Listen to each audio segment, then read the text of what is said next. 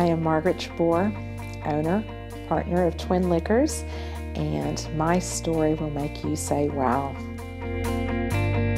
Really, as a young girl, I think back, I always wanted to be a school teacher, quite honestly. And then graduating from high school, I still really didn't know what I wanted to do. And that's pretty common with all of us. It's, you know, you're making a big decision in your life. So as a young girl, you know, it was always fascinating to me as a 7-year-old girl. I didn't want to stay home and play Barbie dolls or paper dolls. I wanted to go work. I begged Dad, I said, let me work the soda fountain. And 7 years old, I was back there scooping ice cream and working the soda fountain, and then went up to work the drug side of the business, the drugstore side when I was 10 years old. And you know, business always fascinated me. It was people, being around people always fascinated me, and I got a lot of that from my parents. My brother, who I spoke about earlier, who passed away, our oldest brother, had a heart transplant in 1989, 2 weeks after I actually got married, and passed away only a couple of months after I got married. And so it was really our vision together to grow this business. So it took on a new meaning when my marriage wasn't what I dreamed of it being, and reality really hit that I needed to come back and pick up my dreams. You know, a marriage only works when two people are working together and working on that same path together, and we were going in different angles, totally different directions. So it meant even more. I lost a brother, and here was a dream that I kind of put by the wayside. So 1993, we got our second store. And at that point, you start growing it and focusing and trying to make a difference. Losing my brother,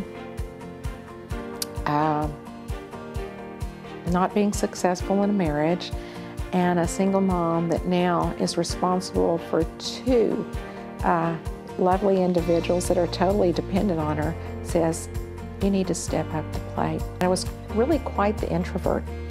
And until I lost my oldest brother, it began to make me feel that, you know, life is very short, and don't be bashful. And it actually made a 180 on me. Find your passion, no matter how long it takes. Life is too short.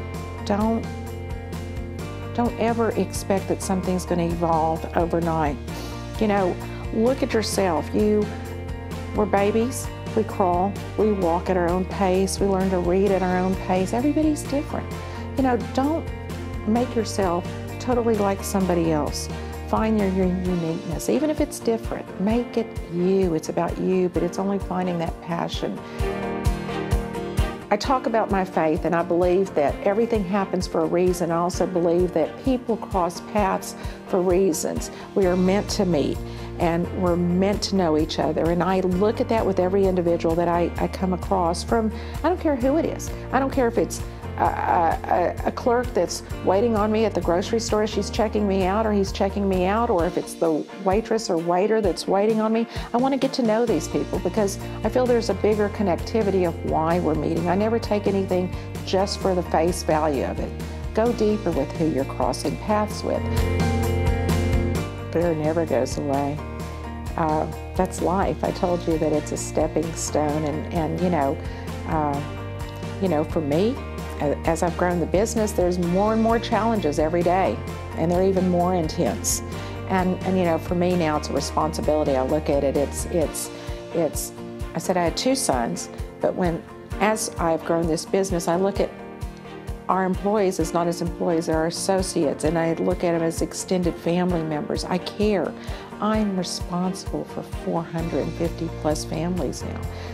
I'm responsible for families that make a living through what we have started, and to me that's extreme responsibility. So if you say it gets easier, no. You know, the responsibilities of owning a business, and that's why I go back to one thing. Find your passion, because fears are always there, but also have your faith. I'm executive vice president, where I've allowed my brother to be president. It's part of giving. I want to respect that, but also I bring in my strengths. and people know that. It's not about the title, it's about making your position, making yourself known. Don't have any fears, but I have to go back. You have to search your soul. You have to be comfortable with where you're going. You have to have that secure feeling. And don't forget what I said, I was a very, very bashful individual, but I had a lot bottled up in here. Do your soul searching. I didn't get married at a young age. I was actually in my early 30s when I got married. And, but society states in us that, and especially coming from a Lebanese family where the culture was the woman is at home and does the cooking and nurtures the family, and yeah, that's very important. I believe that also, and I love the home life also, but multitasking, ladies. But I had my passion, but it was still, it's what society puts into our mind. Many women say, oh, I'm going to marry that ideal man, or he's a prominent individual, or, I can live a leisurely life. Nothing is that fairy tale story. Walking away from an individual that did not allow me to be me. I didn't want to be in somebody else's shadow. I knew that he was in a different path than I wanted to be in. So I learned to really open up and be me and aggressively go after that. As I left as a mother with 2 young boys, I needed to provide for them, to make a life for them, to be the backbone for them, to nurture them and strengthen them, and that's what I wasn't getting out of my marriage.